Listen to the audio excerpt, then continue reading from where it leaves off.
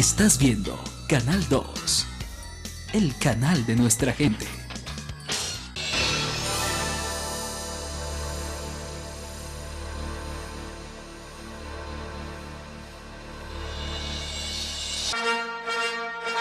Entra en circulación Palabra Plena.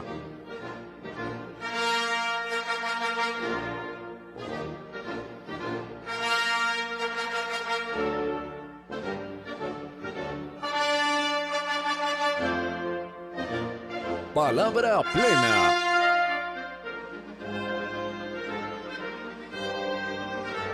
Presentan Corporación Viviendo y Raíz Colombia. Buenas noches. Palabra Plena, cumpliendo como siempre el encargo de la Corporación Viviendo, buscando respuestas, haciendo una demostración de que si hay con qué atender los problemas que genera el malestar social. Si se entiende por malestar social todo esto que nos aflige en el campo de lo material, en el campo de lo espiritual, en el campo de lo cultural, hay malestar. Y ese malestar es producido por la propia sociedad. No es una maldición, no es una invención de magos terribles, es un producto del propio acontecer humano. Y el país colombiano lo vive, ¿no? La diferencia entre los distintos actos de sus actores, unos de un modo, unos propiciando la armonía, otros destruyendo la armonía y destruyendo la armonía posible. Esa es una experiencia muy interesante que hay que observarla, mirarla y saber que se puede actuar, que se pueden hacer cosas en torno a la solución de esos problemas. Y es lo que ha hecho la corporación. En Viviendo ha habido un esfuerzo grande, una acción a través de un proceso material, práctico, metodológico, intelectual, que ha ayudado y demostrado que sí hay instituciones, hay actores, hay agentes, hay directivos, hay líderes que saben qué hacer con el problema del malestar social. Esta noche está con nosotros su director, Raúl Félix Tobar, quien viene a darnos una nueva muy interesante. Yo le pregunté, VIH y SIDA son la misma cosa, y usted me dijo una cosa muy, muy interesante, es decir, la diferencia está en que en una no hay posibilidad de vida y en otra es la posibilidad de vida. Bienvenido a Palabra Plena. Usted conoce, está en su casa, Raúl. ¿Cómo Muchísimas es gracias. el tema de la actividad que ustedes están desarrollando? Bueno, hoy he querido venir a compartir una experiencia reciente que tuvo la corporación junto con 3 organizaciones de la red, con Procrear, con Surgir y con la corporación Consentidos, Procrear en Bogotá, Consentidos en Bucaramanga y Surgir en Medellín, abordando el tema de los dispositivos comunitarios, pero relacionándolos con el tema del VIH. Esta experiencia fue apoyada por Global Community y la el Mecanismo Coordinador de País y la Fundación Catalina Muñoz. La desarrollamos en 5 ciudades, donde estuvieron más o menos unas 140 personas. Y la idea es hablar acerca del tema que para los servicios comunitarios es un asunto común, que es el tema VIH. Yo veo un asunto, toda la trayectoria que tiene Palabra Plena, y es que este tema de la construcción de red a nivel institucional, a nivel general, cada vez va siendo más complejo. Yo veo que van apareciendo nuevas organizaciones, va produciendo una conexión que se está extendiendo, yo diría ya mucho, porque estoy recordando las primeras intervenciones nuestras aquí en Palabra Plena, había más o menos un cuadro, pero yo lo veo ya muy complejo. Tiene que ver con la aplicación de alguna metodología o una intencionalidad, o es problema del apasionamiento, o es que sirve, hay una respuesta de las comunidades. Bueno, hay una base de nuestro trabajo y tiene que ver con cómo aprovechamos los potenciales que cada organización tiene, no solamente en términos de su conocimiento, su experiencia, sino también su propia presencia en los lugares. Las redes tienen la particularidad de construirse a partir de las relaciones, la comunicación y la generación de conocimiento.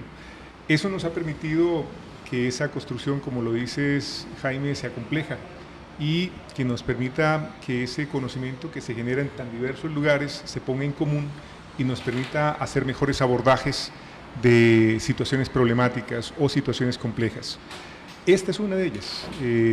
Como organizaciones que tienen una experiencia en el tema particular de dispositivos comunitarios, se ponen en diálogo con otra realidad que es la del VIH, ya no la de las sustancias, aunque por supuesto hemos visto que hay una relación muy cercana entre VIH y consumo de sustancias, y dialogamos con esas otras realidades. Hablo en este caso particular con los servicios comunitarios tipo A que desarrollan la propuesta en lo comunitario del tema VIH en Colombia, y vemos asuntos o desarrollos que nos permiten decir que el trabajo de redes es interesante, que por complejo que sea, siempre tiene un potencial y que por difícil que a veces parezca, generar acuerdos para que podamos avanzar hacia soluciones compartidas siempre será una opción que nos interesa explorar. El Estado, ¿cómo ha participado, cómo ha estado el Estado en esta acción que ustedes Bueno, hemos tenido una relación muy cercana porque el tema VIH, por supuesto, es un asunto que inquieta, preocupa y hace parte de la agenda del Estado. Cuando hablo de Global Community, el Mecanismo Coordinador de País y la Fundación Catalina, que son quienes tienen la responsabilidad de operar esta propuesta, que viene desde su fundamento en un recurso que por supuesto es tramitado desde el Estado y que hace parte de lo que son los recursos entregados por el Fondo Mundial a través de la 9ª ronda, pone al Estado en relación con esto. El Ministerio de Salud y por supuesto las secretarías, tanto departamentales como municipales, tienen que ver directamente con este asunto, son además las directamente responsables, y lo que se procura es aprovechar unos recursos que han sido dados para que esto facilite que la respuesta frente al tema VIH sea más idónea, sea más oportuna, pero la responsabilidad, por supuesto, tiene en gran medida que ver con lo que el Estado hoy hace.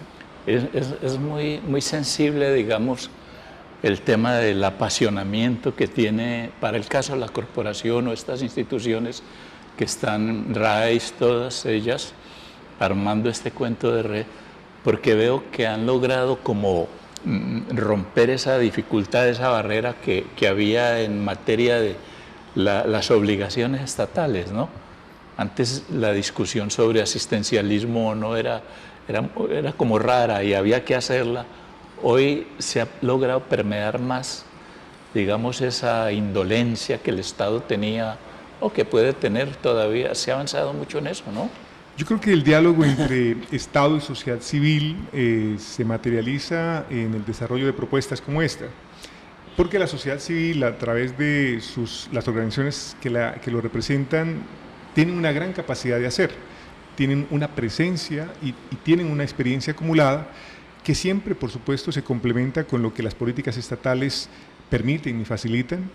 No siempre los recursos están disponibles y facilitan el trabajo que las organizaciones hacen, pero los marcos de política pública son los que garantizan que la respuesta sea oportuna. Ese diálogo se va a seguir manteniendo.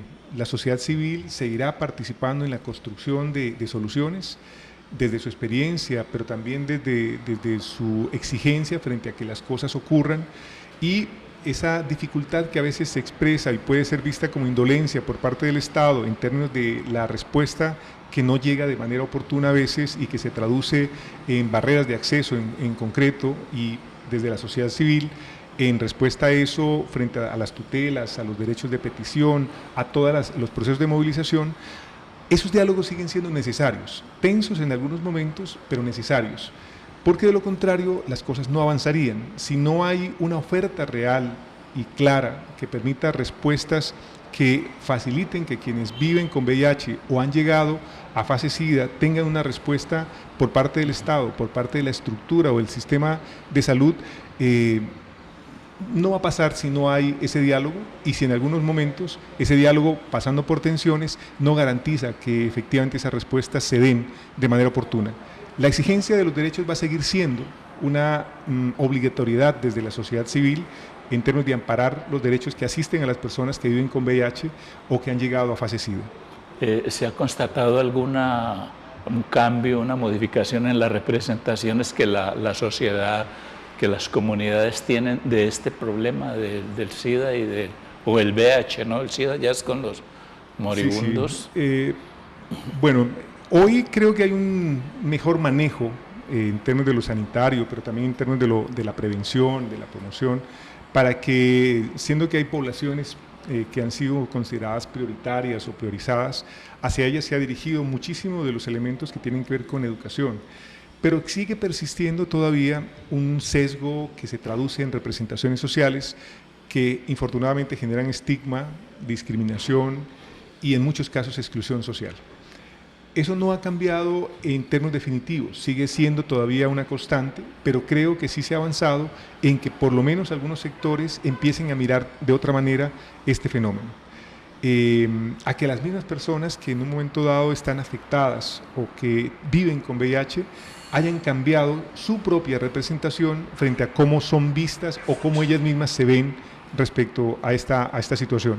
Y cómo eso ha generado también una mejor respuesta por parte del sistema de salud al punto en el que en este momento vivir con VIH no se vuelve un factor incapacitante y puede, para quienes tienen un manejo adecuado y quienes además de eso se comprometen en términos de los cuidados que debe tener el vivir con VIH, pueden tener vidas saludables, normales, armónicas, por supuesto con niveles de responsabilidad que implica la no reinfección, el bajar los niveles que tienen que ver con el virus, y eso puede hacer que la vida sea amable. Lo que quiere decir es que yo puedo tener una representación social mía, propia de la condición en la que estoy, pero también se requiere un cambio en cómo los otros miran hacia las personas que viven con VIH. Si esto todavía no es posible en la institución, me decías que hay un trabajo que se ha acentuado, el énfasis está puesto en la educación en la calle. ¿Cómo debería uno entender este modo, esta metodología? Bueno, ese es un poco el asunto claro. Cuando volvamos de estos anuncios, entonces Perfecto. Te pido que vamos. Esta noche estamos con el director de la corporación Viviendo, quien es responsable de toda esta actividad durante estos años, que se ha traducido en realizaciones muy grandes desde el punto de vista de la intervención, con una metodología que ya decía él, se llama Modelo ECO 2, de la que han venido dando cuenta todos los intervinientes en este programa, los parlantes, los hablantes aquí, han dicho cómo han sido afectados para bien de esta intervención. Hoy está hablándonos de la nueva concepción que tienen sobre el trabajo con un malestar muy importante que es el VIH. Ya regresamos, acompáñenos.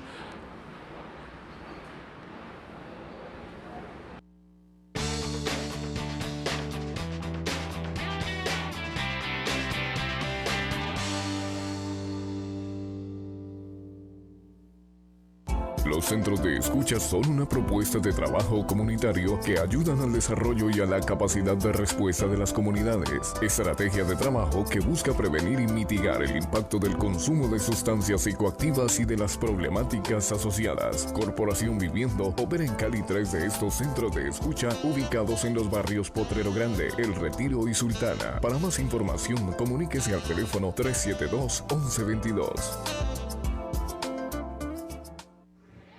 Estás viendo Canal 2, el canal de nuestra gente.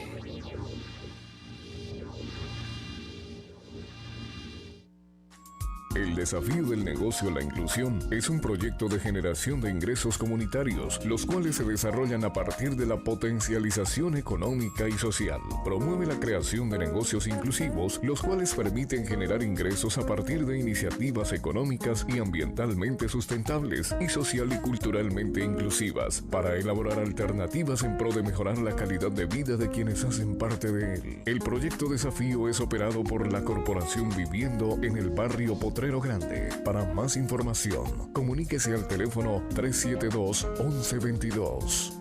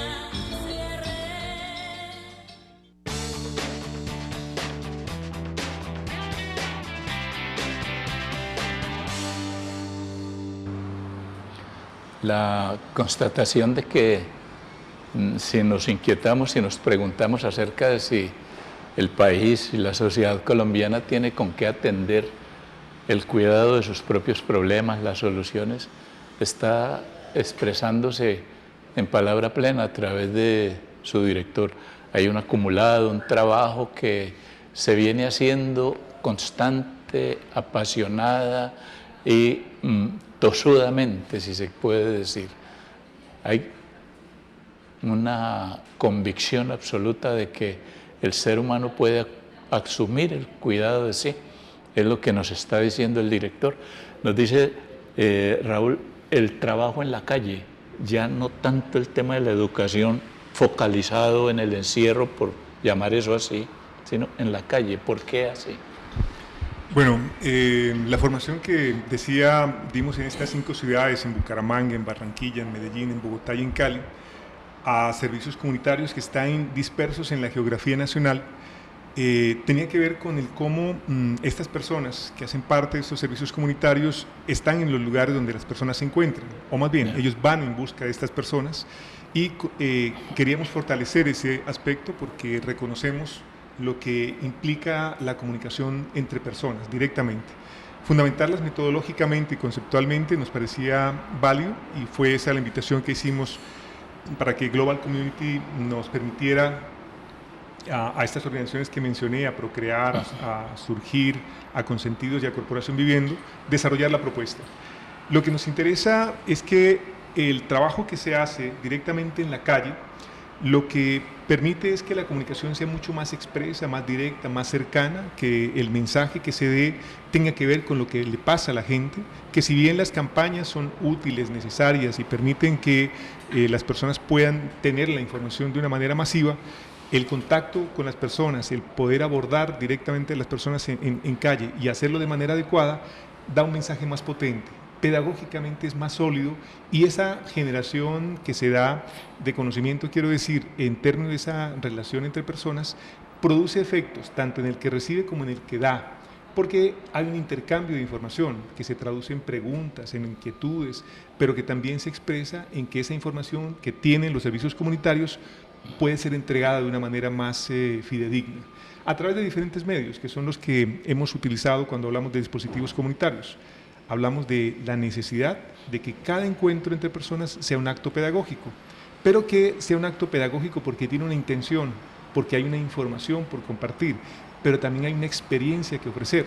Y hay una serie de inquietudes que vienen de la comunidad que, cuando son atendidas en los lugares donde la gente está, pues permiten también que la comunicación se dé de manera más adecuada y se puedan brindar las respuestas ahí donde las personas están y no tener que llevarlas a otros lugares, lo que sí, y poder dar información que tiene que ver con servicios, con comportamientos, con elementos que son válidos y necesarios. Esa idea de encuentro entre personas habla mucho de pronto de la filosofía, de la proyección de los centros de escucha, que es donde se le da el lugar al otro, ¿no? Que se le da la palabra y donde el estigma empieza a desdibujarse, ya no hay esa consideración del otro como una amenaza, como un peligro de contagio, sino que se le toma, se le da su lugar, o mejor se le cambia el lugar, se le vuelve ese encuentro novedoso, porque es como la vivienda que se le ofrece, el lugar, ya no es estar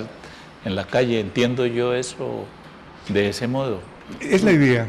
Cuando nosotros mencionamos de manera reiterada a las comunidades la necesidad de cambiar representaciones sociales acerca de fenómenos, personas, situaciones, lo que estamos diciendo es, a veces contribuimos a que ese estigma y esa discriminación se acentúen desde cómo nos comportamos, y que infortunadamente también, en diálogo con la manera como somos vistos, se traduce en agresividad, en exclusión y muchas veces en maltrato.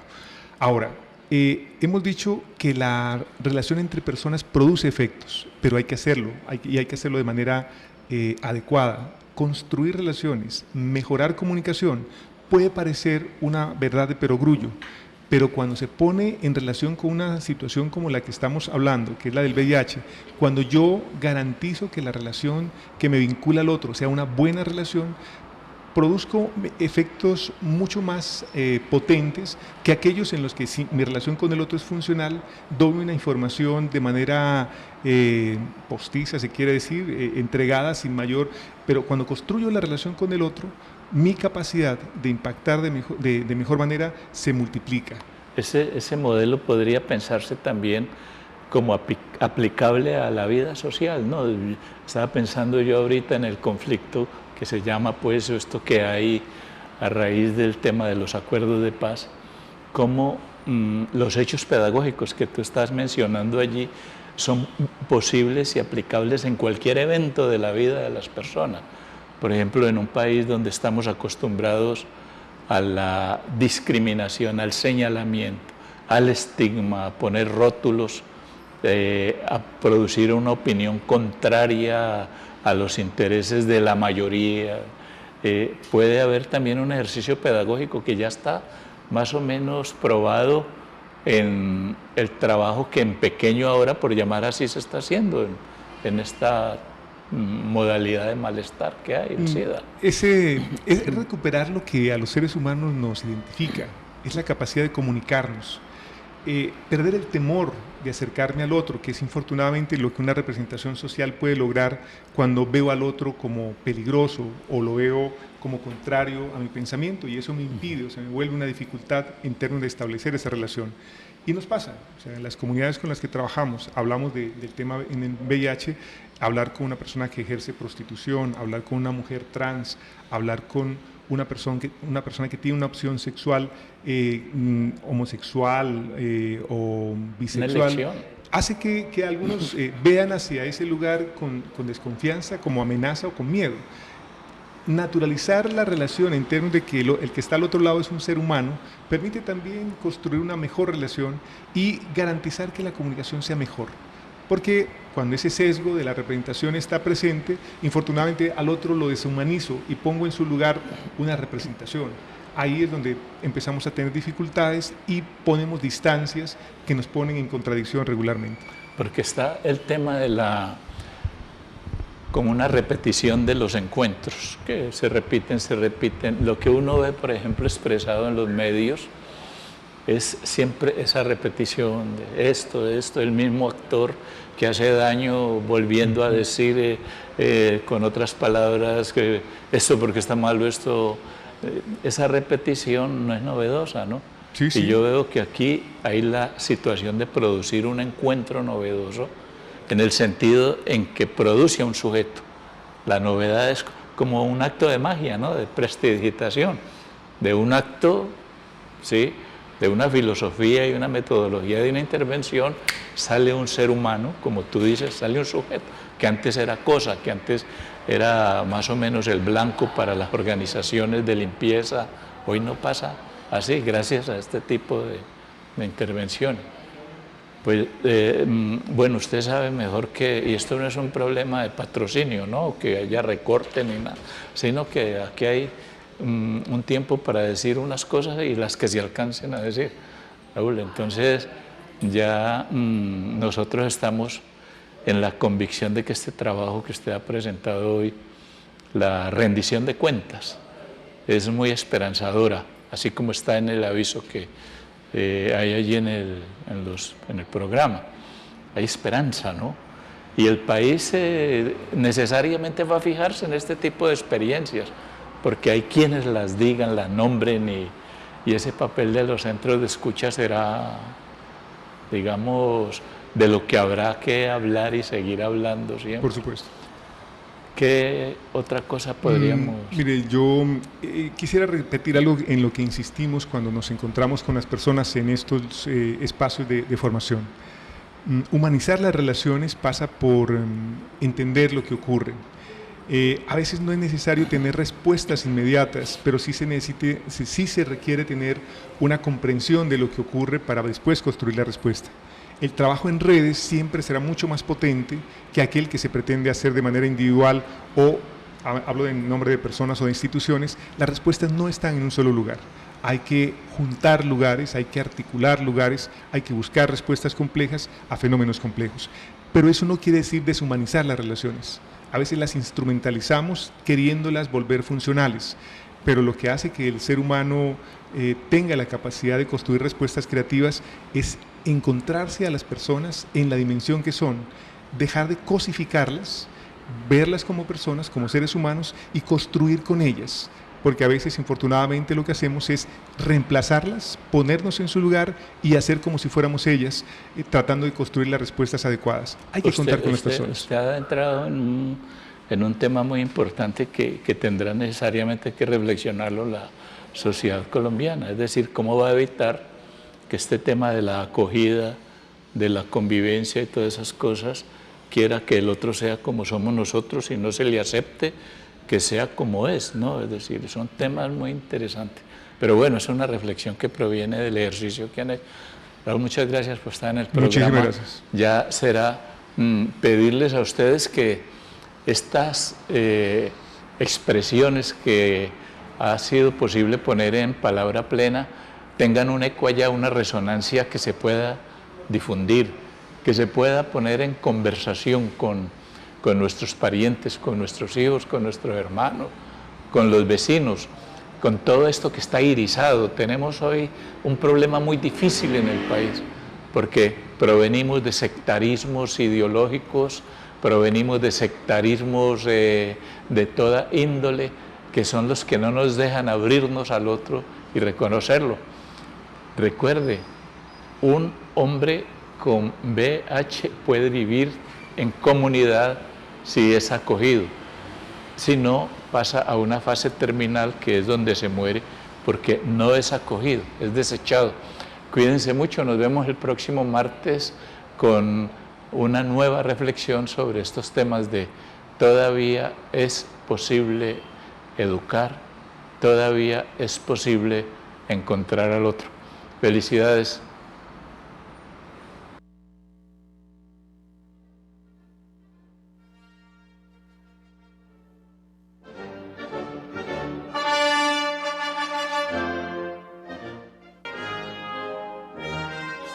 Palabra Plena. Corporación Viviendo y Raíz Colombia. Daylight come and me don't want to go home.